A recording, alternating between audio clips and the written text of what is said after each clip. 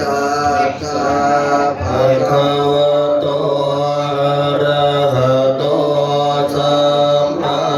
สัมพุทธัสสะนะโมตัสสะภะคะวะโตอะระหะโตสัมมาสัมพุทธัสสะนะโมตัสสะภะคะวะโตอะระหะโตสัมมาสัมพุทธัสสะอกุศลธรรมะยาตตาธรรมะกตเมธรรมะ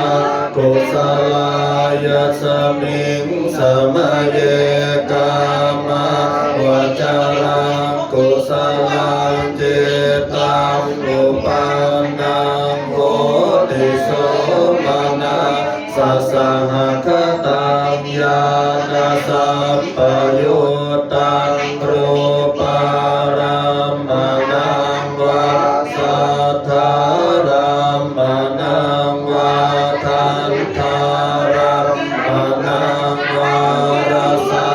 รัมมนังวาโพธาภารัมมนังวาธรรมารัมมนังวายังยังวาปนาราปตาโลปิโนธรรมาอิเมธรรมากุศลารูปขันโทเวทนาขันโทสัญญาขันโทสังขารขันโทวิญญาณขันโทตัตถกตโมรูปขันโทยังกินจิรังวะปณิตังวายังคุเรวะสันติเกวะตเทกาชังอภิสัญโยหิตวะอภิสังคิเปตวะยังโมจะปิโรกันโตตังคโวอสังคโวสังขหิเตนะอสังขหิตังอสังขหิเตนะสังขหิตังสัมปยุตเตนะเวปยุตตังเวปยุตเตนะสัมปยุตตังอสังขหิตังปัญญาติโย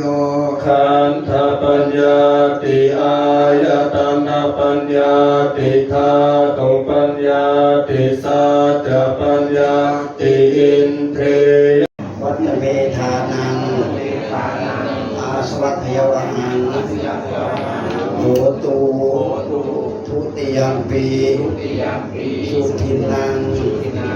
วัฏเมธานังอาสวัคยวหังโหตุตติยมปีสุทินังวัฏเมธานัง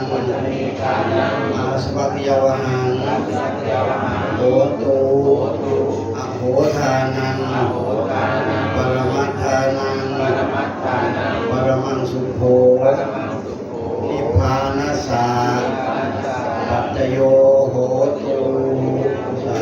ธุ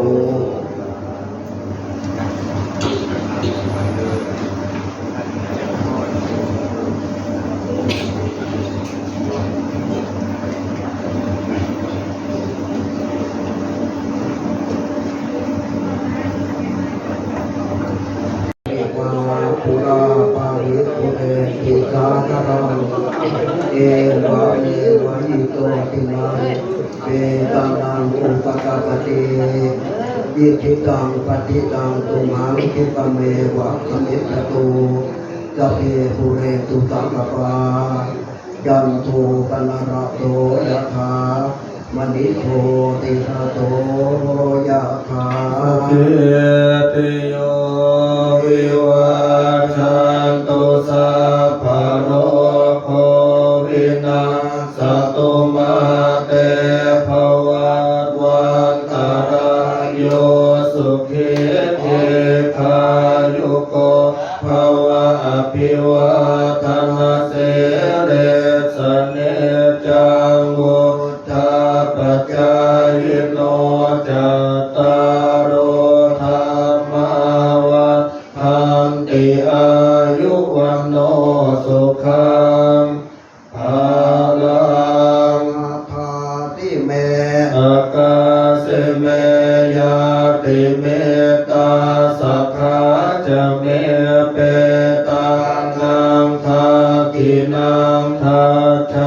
ปุ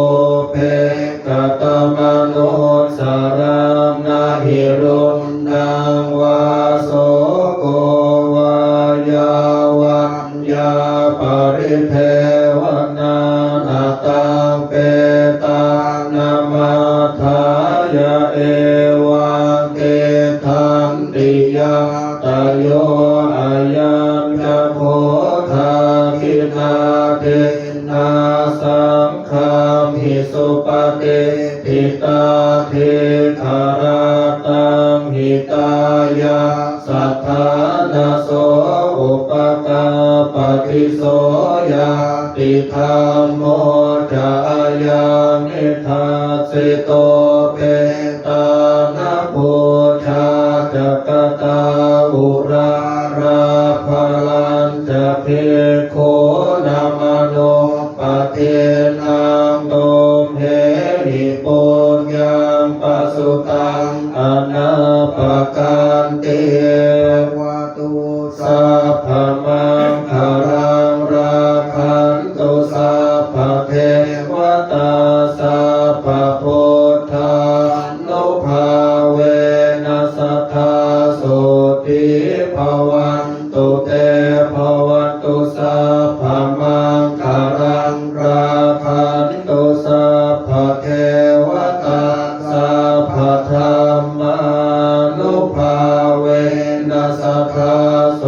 ติภวันตุเต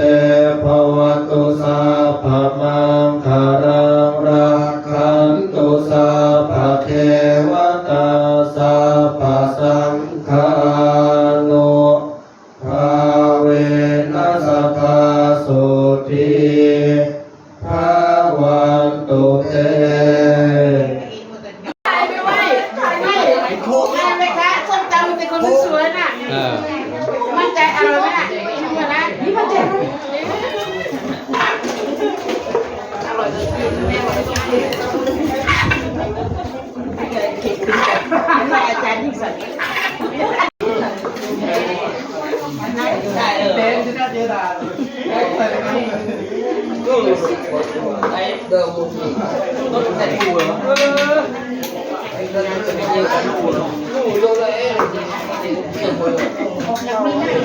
อ้าว